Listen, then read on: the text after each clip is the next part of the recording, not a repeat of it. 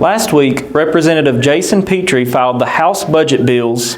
Included in those bills was House Bill 6, which contains the majority of the proposed education budgets. First and foremost, I want to thank our representatives who have heard our calls and have shown an attempt to respond to our asks. Included in the proposed budgets are some really good pieces for the education profession.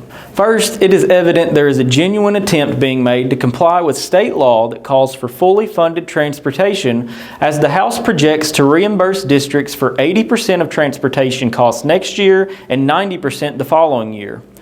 Work to restore the pension fund is also notable, as the budget calls for $500 million to be allocated from the state's budget reserve trust fund to shore up the KTRS pension system, which should get the system to about 60% funded. Funding for full-day kindergarten will continue into the next biennial term as well.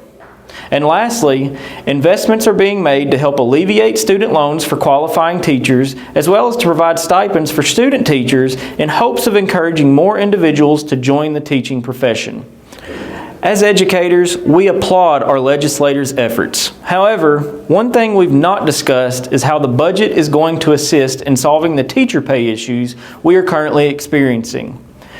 In the House budget, guaranteed teacher raises were not included, which were seemingly campaign priorities for both Governor Andy Beshear and his opponent, Daniel Cameron. Instead, the House's proposed budget calls for increased funding into the state's main funding formula for K-12 schools, known as SEEK.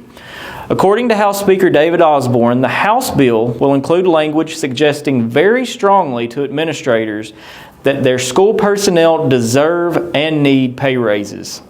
Representative Osborne continued by saying, "We fully expect and anticipate that school administrators would reward their teachers accordingly." It sounds great, right?